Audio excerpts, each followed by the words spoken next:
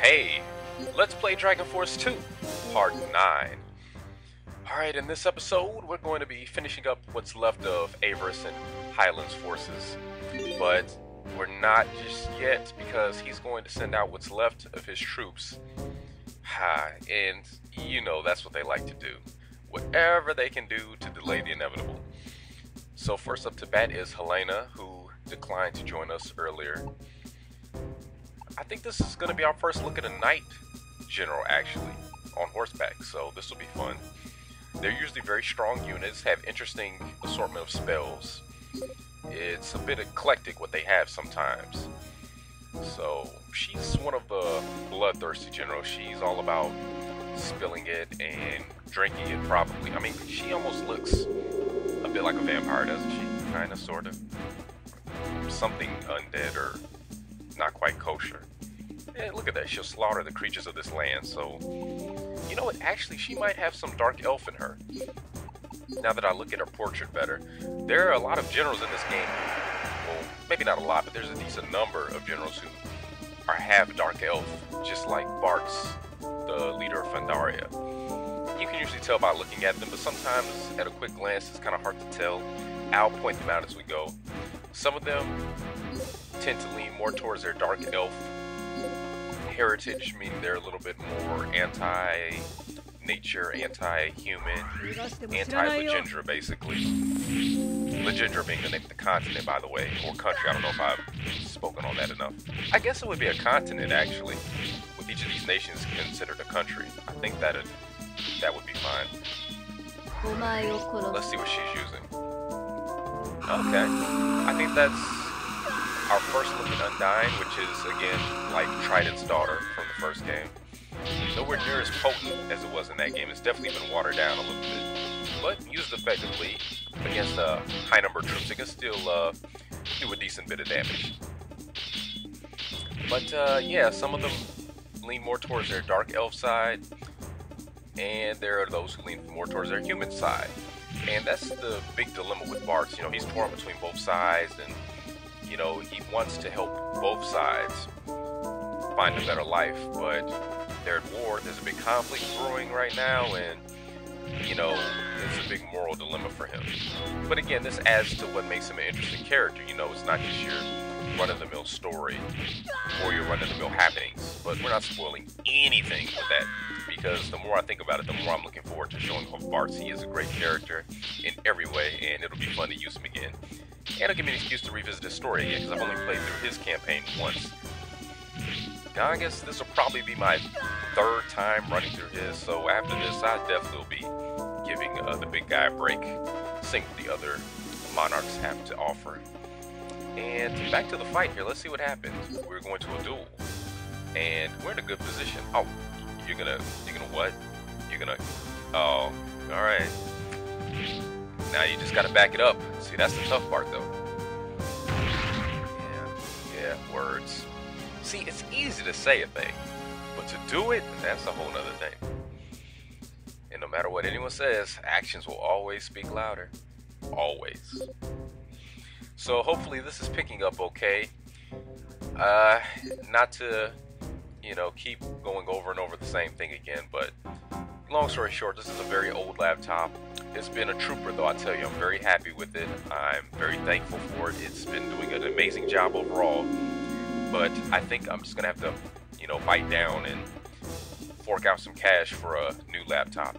Doesn't even have to be anything super high-end. Just something that's going to be able to handle the task of recording while I'm doing gameplay, without me having to circumvent and go around trying to do all these audio things, add audio programs, uninstall things, because every time I tend to do that, something seems to get thrown off. So I'm going to stick with this one for the time being, but I definitely need to start shopping around for a good deal. Something that's not going to cost me too much money, but it's going to get the job done. So, you know, oh, and while I'm thinking about it, any of you listening, if you're new to Let's Playing or are thinking about Let's Playing, if you're using Windows 7 or later, if you have a PC or laptop that doesn't enable stereo mix or doesn't allow for it to be enabled, because a lot of the certain brands don't do that, it basically makes it so that you can't record the sound you're hearing from your computer as well as the microphone without something giving. Usually the in-game sound is what gets thrown away, so you're not going to hear your game sound in the recording for the different programs you could use. So you might do some research like I did and find something called VAC, or virtual audio cable. I'm just going to warn you now, be careful with that. Download that at your own risk, because long story short, the first few recordings I was using VAC, it took a lot of messing around just to get it to work, but I finally got it to work. And then even then, every time I boot up my system, it seems as if everything is different again. I looked up so many tutorials on YouTube and just online, you know, do this, do that, you know, set up this batch file, audio repeater, blah, blah, blah. Long story short, nothing seemed to be consistent. And I just seemed to get a lot of glitches after that. Like, I don't know if you notice on the preliminary screen here, when you're selecting your character, and I haven't been paying attention to this fight at all, but it's Gonzalez. He can handle it. You know, so as you've noticed by now, this is post commentary. I like to do it with the gameplay. It's spontaneous. It's just, it saves time as well. But yeah, due to issues, I just had to record the gameplay without my voice, and just had to do this afterwards. So I'm using Audacity. I'm gonna add this in later. Audacity is a fantastic program, by the way. But yeah, virtual audio cable. It's not reliable. It's caused a lot of glitches on my computer and my programs. Like, I don't know if you noticed on the preliminary screen, you know, it was starting to glitch out a little bit, where it has the icon showing the different matchups, who's strong, who's weak. It was kind of blinking there. Probably going to see this for the next couple of videos or more. It's not a big glitch, it's not a big deal, but I've never seen that before in SFSF or the game itself or anything. So none of this started until I started messing around with all this stuff. That's all I'm going to say. So I tried to uninstall virtual audio cable, just clean it out completely. And even though it's showing that it's not in my folders, according to my computer, it's been uninstalled. I restarted and everything. There's still traces and remnants of it there. Like under playback and recording devices, you know, if I show disabled devices or disconnected devices, it's still there. So I don't like things that will not go away on your computer. That's never a good thing. So just something to keep in mind. So, and they want you to pay for it too. Like, if you don't want, it's a trial version, but to get the full version, you have to pay for it. So it's not worth your money. That's all I'm gonna say. So hopefully I saved somebody in the future from doing something they would regret. Best thing I can tell you is first find out what kind of computer you have, what it has installed already, what it's capable of, what it's not capable of, and go from there. And be very wary before you install anything, especially if it costs money. See, I thought the problem at first was the software I was using to record video, but no. And even there, it's a matter of just finding what works for you. Like, my laptop can only handle so much, so I needed a program that wasn't, you know, processor intensive. And that took a lot of time too. But I've settled on a couple of programs right now, and I'm kind of going back and forth between the two. Now, there's one that would be excellent, but it can't record the in-game sound without something like virtual audio cable, because, you know, I have a ThinkPad, and it's a great little laptop for its age and everything, but it doesn't allow for stereo mix with Windows 7, and that's a problem. It makes recording that sound that much more difficult. Now, I found another program that can record it because it records directly from the sound. I think it's called Wasapi. Not sure what that stands for, but that records the sound directly. And also, it records the gameplay directly from the program, not the screen. So that can be a little intensive on the program, being SSF, but I've got it tweaked to where it doesn't slow it down too much. In fact, right now, as you can see, it's been running really good.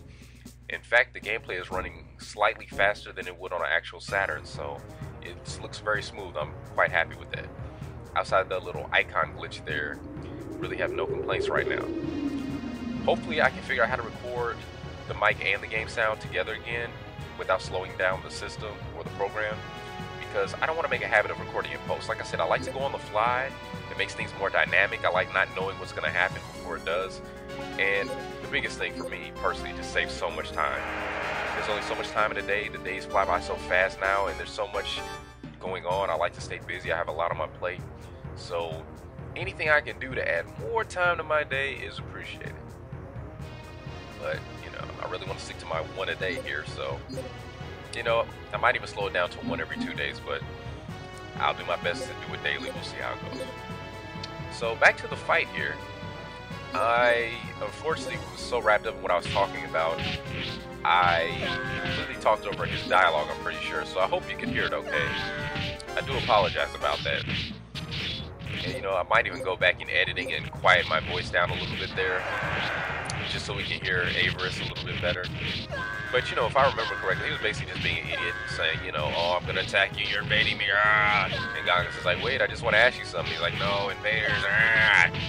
Because, you know, people in this game, much like the first Dragon Force, have a bad tendency to just jump to conclusions, you know, like they're, you know, playing hopscotch. You know, they can't help themselves. And it was just entirely reasonable, right, for a ruler of a country, you know, somebody new or foreign shows up at your doorstep and you just draw swords, you know, that's completely rational and normal, right? Very diplomatic of them. And there we go with Aura Shock, which Averus has as well, so that's one thing they have in common. You know, Averus, I think he just also feels like he has a lot to prove. He's a really young king, you know, youngest in his family, 3 older sisters, just grew up around women, basically, you know. There's mention of his mother dying when he was a young age, no mention of his father, though, so I don't know if Papa was one of those stones that rolls, or he died even earlier than his mother. But yeah, he's got the long hair too, probably just modeling after his sisters. It might be subliminal, subconscious, but you know, he's definitely, you know, got a lot to prove, I think, just his manhood. But at the same time, he's really not a bad guy, and he is tougher than he looks. I mean, this guy will surprise you. I don't know if there's a hidden luck stat in this game, but I tell you, I've watched this guy over and over in duels. I've tested it. I've put him in situations where he's at a disadvantage, he's low health, he's against a guy who's just naturally stronger. 9 times out of 10, he will come out on top. I mean, you should watch him in a duel. It's hilarious sometimes what he pulls himself out of. So he is a very good duelist. Not off of raw stats, but just this luck. He's got luck. He's got something on his side. Is there a Lady Astea still around? Because maybe she's pulling for him. But he's got somebody rooting for him. So he does well, and we will be using him. Some of the rulers are not quite as strong as you might like them to be. I probably won't be using all of them. Well, because this is a Let's Play and I want to show everybody off well, I might use them for that reason alone. But if I was just playing on my own, I would not be using a couple of them, just saying. And I hope I'm not spoiling anything here, but one of the things I love about this game as an improvement over the first, it does require you to use all 8 of the rulers or keep them up to date. Because in the end game, the only person you absolutely have to use is your monarch, your ruler, which in this case is Gangas. So whoever you select, you do want to keep them up to speed. Everybody else, though, it's up to you. You can use them, you don't have to use them. So this game, it's a lot more free in terms of what generals you want to select to use. And I really do appreciate that, because some of the no-name or unimportant quote-unquote generals are actually pretty worthwhile if you level them up. So, you know, it's your call here. And yeah, that was a pretty poor showing by him, but to be fair, he had very low health and he had no business doing anything in that situation. But normally, don't be fooled, he gets it done. So, oh man, how about that? Has Highland Kingdom really fallen that low? Now that's a low blow, ain't it? Now I think when he says that, the way he's intending that to be interpreted is, you know, he can't believe that Highland has been defeated, blah blah blah. But the way it's worded, it really makes it seem like, you know, he's hitting Gangas below the gut there. Like that's a knock at Bozack. Like, man, we got taken down by these guys, by the beastmen, by these you know, what you call it, these savages, these people. I don't know, that's just how it kind of comes off, but you know, just something for a laugh here. But you know, in the first game, Bozack was kind of a joke anyway, mostly because Gangas, his personality, you know, it's hard to take him seriously. And it was so frustrating playing as him, because every time you defeated a monarch, they wouldn't join straight away like they should. They would run off, you know, scurrying away, giggling, laughing at him, you know they were. They leave their generals, you know, behind so you could use them, but they themselves wouldn't stay behind. So you had to wait till all 8 were taken care of, and then the end game, or close to the end game, They would magically show up, and then the story would progress. It was a pain in the ass. It really was.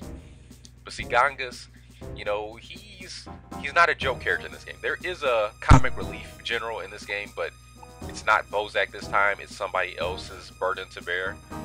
So people do take him seriously, you know, and again, being a beastman, he's not the most intelligent general, but he's not a dummy either.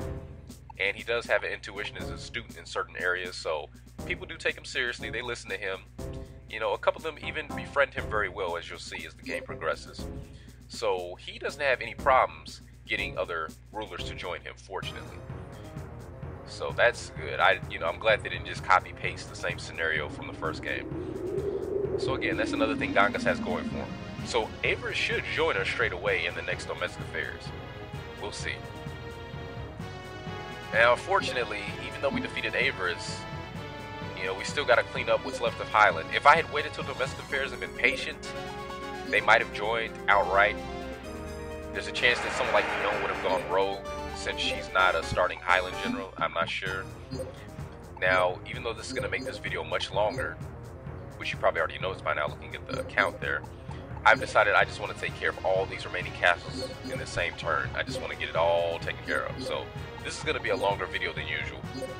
But at the moment, I'm not too concerned about my video length. I don't want them to be under 20 or 25 minutes. If they go over that, that's fine. You know, just think of it as an extended episode, more gameplay. And if you're just interested in skipping ahead to where Averus joins and the story continues, you might want to skip to, I don't know, is it the 34-minute mark? I want to say 34.5 minutes, something like that. I think that'll take you straight there. If you're interested in seeing the rest of these fights, though, please continue. Now, Fiona is, again, another important general who's not a starting general, but she is mentioned in the story at some point. Not in-game, but there's little things here and there. She, I think, either she was a queen or she is a queen in her mind, but she has followers, and there's certain characters who will mention her by name, so if they fight her, it will be a story dialogue there. I know that Mark, who is a soldier somewhere on the map, is either engaged to her or planning to propose to her, and their love interest, and she does have feelings for him too, so it is mutual. It's not like a Ava situation where, you know, one side is in love with the other side has no idea what's going on, they're clueless. So Fiona starts off at a decent level, high MP, has healing. Deep Black is a very annoying spell, as you've been seeing. At this stage of the game, it's extremely annoying because you don't have a lot of troops, and any ground troops that are not ogres or undead like ghosts or zombies, it'll just suck them in. I think dragons might be immune too, I'm not sure, but most ground units like mages, cavalry, horseback, especially horseback, they seem to be really susceptible to it. Anything airborne is immune, so that's a plus. You gotta get flying troops. Deep Black is useless. But there's a similar spell that can take them out called Dark Vortex, which we'll probably be seeing at some point. Now, thankfully, we entered a duel. She didn't retreat. He should have no problems being a fighter. Again, you don't want to underestimate mages and shaman in this game in a duel, but I wasn't concerned about her. Not against him. I've got confidence in him. Sakone seems to be a good fighter, and we're giving him a chance this round. Never really bothered to use him before, but this is when things change. And there's so many generals in this game, and most of them are worthwhile if you give them a chance. So every time I play this game, I always try to have at least a few generals who I haven't tried before. Now, I have my few, you know, faithfuls that I always rely on because I know they get the job done. People like Robert and Annette. Though there are other archers that I sometimes use instead of Annette. There's a starting general in Topaz who's an archer who's really strong, probably the strongest archer. There's a starting general in Izumo who's a good archer. Also use her sometimes. Bartz has a couple of starting generals who are fighters who are really strong, and I usually use them regardless of who my actual ruler is for that playthrough. So Pandaria will actually be our next target, so I'm looking forward to showing them off when we get to them. So we're just getting everybody replenished here. taking stock. We've got a rogue there for Highland. I think she's what's left. Oh, and Carl too. I don't think we've dealt with Carl yet. So once we deal with them, Highland will be officially off the map. That'll be 1 down and 6 left to go, I believe. So I guess the plan is we'll deal with Bards as long as any story events along the way. We've already had a few clues about that desert, so that's our next stop. So desert, Fendaria, then we're gonna go straight up north from there to Topaz, deal with Shin's people. Be another good general to have at this stage of the game. From there, we're gonna have to swoop back around southeast and just deal with everybody who's left. Probably just work our way straight up in no particular order. So I'm thinking probably Izumo, then Tristan, then Tradnor, which will be a pain in the ass for 2 reasons. And then finally, Moon Palace. I would deal with Moon Palace sooner, but they're so far away. And when you consider the story, which I'm not going to spoil right now, it makes sense that Moon Palace would be the last kingdom that Bozack takes down. And again, this is not a repeat of Dragon Force 1, so if you're thinking what you might be thinking, as far as Bozack and Moon Palace and the rulers there, yeah, that's not what's going down here. Alright, so Carl is the one who's going to really make this video take longer than it had to. Like Hilda, he has healing, and he has a lot of MP to cast it. He can cast it 3 times right now, so this is going to drag on.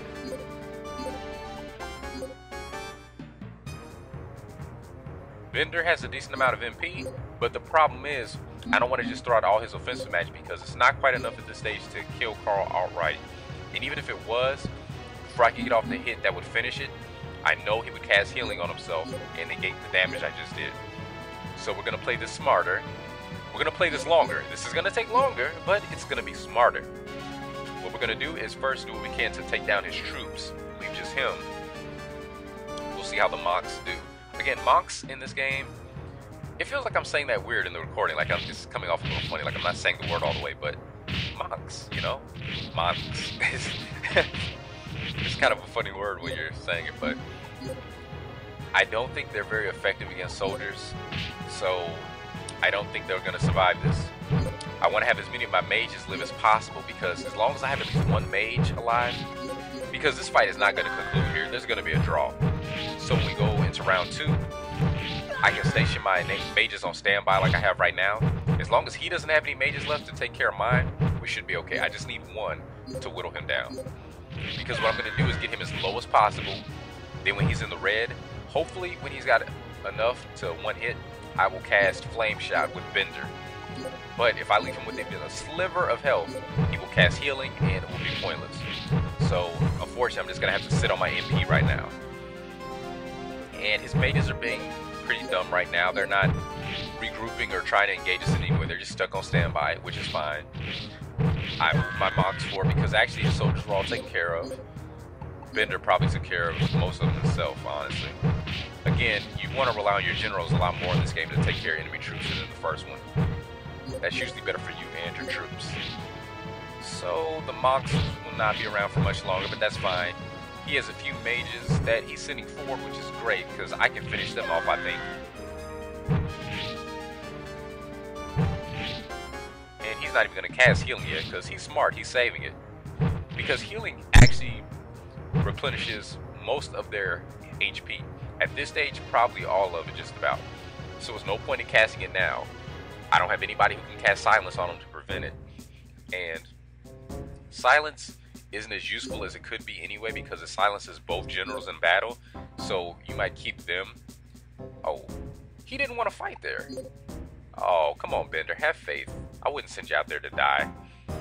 Now, I know in the first Dragon Force game, it had more of an effect on your troops' loyalty rating if they didn't want to go into combat and you made them anyway, especially if they lost, or if they didn't want to go and you told them no, you can't go.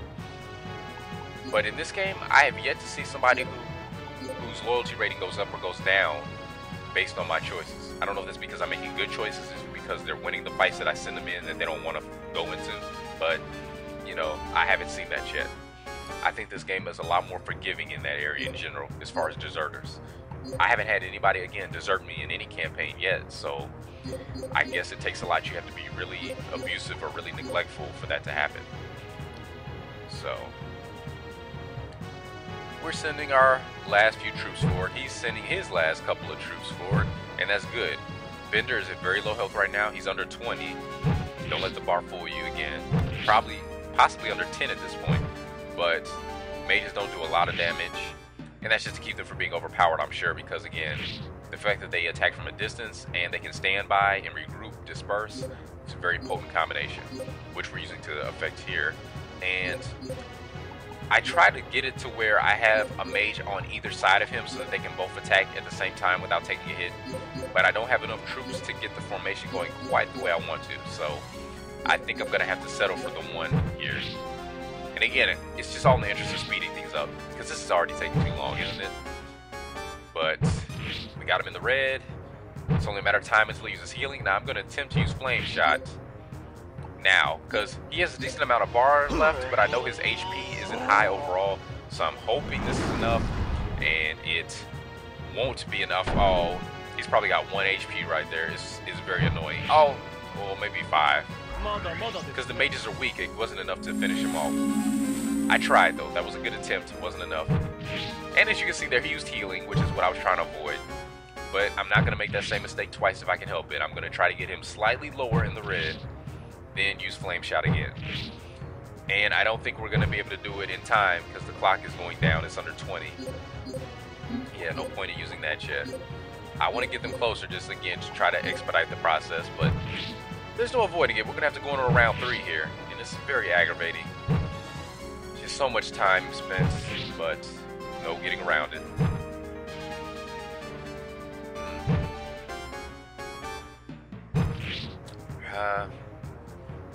It's the only part about this game. When you put a lot of time in, after a while you will loathe the draws. You know, when you're in the caverns and you're leveling up or, you know, searching for items, there's no getting around it. You know, there's a cavern that has 10 levels to it. It's 10 levels deep. So if you want to get to that 10th level, you probably want to make use of the draws. Since, again, it doesn't count as a defeat, you can keep fighting. You know, use characters such as Carl, actually, who have access to skills such as healing. You know, and just use them to whittle down their troops, go to draw. You can either finish up the fight with them in round 2, or let another character let another character step in and take over. You know, it depends on your situation. So in the caverns, the draw is very useful. Just on the map in a regular battle, it becomes annoying because you just want to get through fights as fast as possible. So hopefully we can finish it up here. You know what they say about the 3rd time, so let's make it a good one. Oh, I thought he was about to retreat there, but that was me messing with the camera. Again, post-commentary, you know, it's like you already knew what happened, but at the same time, you're not quite, you know, you're a little thrown off because, you know, you don't remember everything exactly as it happened. So, okay, now this is good. And what I did was, one of my mages started to attack him, so I kept the other ones moving forward, and now we're on standby. Now we have our setup. They're not as close as I would like, but I don't want anyone to die, so this is fine. You see how far away they can attack from, that's useful. And you see that crossfire there? Got him caught in the pincer maneuver, so I'm just going to let them whittle away at him, get him slightly lower, and... Uh-oh. Oh! Ah! You bastard! You bastard! You bastard! So close, so close. Ah, that is aggravating. So aggravating. So frustrating. But that's fine, that's okay. Yeah. So if you don't like 30+ minute videos, blame Carl. It's Carl's fault. It's Carl's fault and my fault for not wanting to split this video into 2. Because splitting the 2, each video would not be nearly as long as I would like. So I'd rather just leave one long video. I do apologize for that. I hope it's not a problem for anybody. If it is, let me know and I will do my best to avoid that in the future. You know, and I was actually watching the clock as I was recording too. I was watching the clock. I didn't want it to go past 30 minutes, but when I realized I wanted to take care of everybody in Highland in one turn, I said, you know what? I'm fighting Carl. He has healing. There's no getting around it. This is going to be a long one. But fortunately, there won't be too many other kingdoms with starting generals who have that ability, so we won't have to look to that too much to deal with. There'll be a couple of instances possibly, but By that time, I'll be much stronger. I'll have more MP, more options, better troops, and more troops. So I think we'll be able to avoid this. You know, at least going to a round 3. That was ridiculous. But fortunately, we were able to beat him before the clock hit 0 again. And yeah, Bender should have got a level from that for sure. And a very good level up. Learned Volcano. Volcano is very similar to Holy Blast, Goldark's ability in the first game, but it's fire-based in this one. You know, it is an eruption at the center of the screen, takes out all troops. I think Holy Blast only took out the enemy. No, I think Holy Blast... I can't remember if Holy Blast took out all troops or just the enemy troops, but Volcano will take out everybody. It's very powerful, but again, they have to be right in the center of the screen for it to be of any use. And I usually don't mess with it. I might show it off once just so you can see it, but I'm not really going to be using it. We're going to keep Bender around because I believe his next ability is going to be very useful. And I don't want to spoil it, you'll see when I get it. So we want to get him to level 10.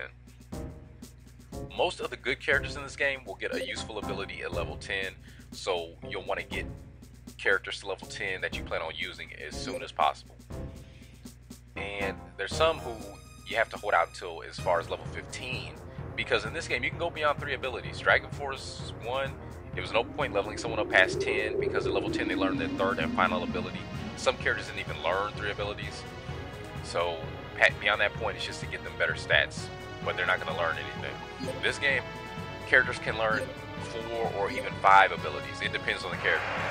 There's still some characters who learn 3, but I think 3 is the minimum. Everybody learns at least 3 skills. Most characters learn 4 or 5. If they're an important story or starting general, they will learn 4 or 5 skills typically.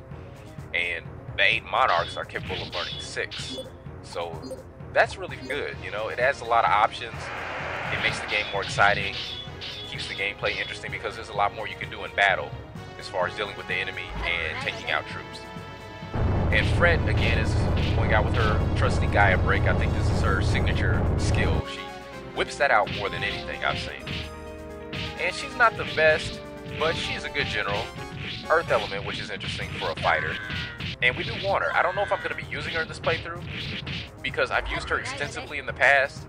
And she doesn't have anything too unique that's worth showing off. She's just a good fighter, gets some good MP, good intelligence, good builds. So she's good for searching or fortifying. So I'll probably be using her for that mostly, and just to guard my castles. And you know, there are a lot of characters in this game who are similar to her, like Matilda, Charlotte, Malin, Florn. So I don't think you're going to be missing much me not showing her off, because you've seen her in battle a couple times already. And that's pretty much it. There's a lot of generals in this game, and I want to show off as many as I can, but I'm not going to be using everybody. I'm telling you that right now. Because it helps to get your general stronger faster if you just focus on a select few. Get their levels up, get them in the fights. You know, don't concentrate on just a handful, but you don't want to spread them out too thin either. If you try to give every general some time, you know, nobody's going to get really strong. At least not as quick as you want. Now, again, if you're just playing for yourself, you know, you can invest some time into this game. You can power up, level up as much as you want. You know, really invest in characters. Being a Let's Play, I don't want to drag this out as long as I could or as long as I might, because it's not the longest game in the world, but the battles can be very long and protracted and go on and on and on. So in the interest of not prolonging that, I'm going to just keep things moving whenever possible. That's why, for the most part, the cavern fights will be off screen. I might have a... Actually, now that I think about it, I might have a cavern montage video that I just place in here, apart from the rest of the story. So that way, anybody who's interested in the cavern fights, wants to see more of how that works, as well as seeing a few more tips and tricks on how to deal with them. Maybe I'll have a really long montage video for those who are interested to check that out. Other than that, I will keep that off screen and just stick to the main story. Tsubaki. Now, Tsubaki is a great general. She starts at level 15, I think, and I was not expecting to get her at this stage of the game. But let's see. We receive reports from units in the field. Our soldiers keep seeing a mirage in the desert north of Highland. Sounds interesting. We don't have time to check it out, though. In addition, we receive reports of hitting cave routes around Tradnor. Now that sounds useful, and that is useful. So that's an interesting story point. ただの温室育ちの坊ちゃんかと思ったが、結構やるじゃない。本当です。強かったです。しかし私は戦に敗れ、ハイランドの人々を守ることはできなかった。まあそう自分を責めないことだ。国がなくなっても王がいなくても人は生きていける。人は自然と共に生きていけばよいのだ。人々を守る力は必要なんだ。今度は俺とお前の力でより多くの人を守ればいい。そうだな。俺を信じて力を貸してみない。 That's right. 今は国にこだわっている時ではないということですか。 Don't fight it, Averus. そうですね。今は各国がまとまって魔族の脅威から世界を守る時なのかもしれません。 That's Celine, by the way. そういうことだ。ま、俺に任せなって。わかりました。ボザック王、あなたを信じてみよう。うわーい、仲間が増えたです。だが俺は俺のやり方でいく。難しい理屈はなしだぜ。 Alright, so there you go. We made another friend, which basically means we've just gotten a lot stronger instantly. So all those fights, all that time, it was worth it. Got 15 awards to hand out. Probably not going to give any to Gangas. I'm actually going to use it on people who haven't even fought for me yet, just to make them stronger. Give him a lot of cavalry, because I'm going to be going in the caverns with him off screen. And right now, that's still the best troop type that we have to deal with the ogres in the caves. I'm going to look to get some centaur crests out of the cave south of Kale Castle in Highlands off screen. So the centaurs are even a little bit better than cavalry with dealing with the ogres, and I'm looking forward to showing them off to you. Though again, I'm going to be leaving the cavern fights off screen for the most part, but they're just useful in battle. So let's see, we'll give her more, I think. Or who? Him? Not just yet. I want to hold out to get another troop type for Mitsuhide. Would like to use him more, just haven't really had a need for him at the moment. What we're definitely going to do is save our game so I can get ready to end this video. Before I do though, I'm going to see if I can recruit some more POWs real fast. And Robert, will you join? You're still too stubborn? That's fine. But we did get Matilda, and if she doesn't like it, she's out. That's fair. Annette is in. I was expecting her to join sooner. And now we're just recruiting all of Averus's starting generals. And they're all going to join straight away because now that we have Averus, they have no reason to complain. Fred might join. Charlotte? Okay, Charlotte joined. Fred will probably join later, but she will join us. She doesn't put up a fight. Ava still didn't join. That's surprising.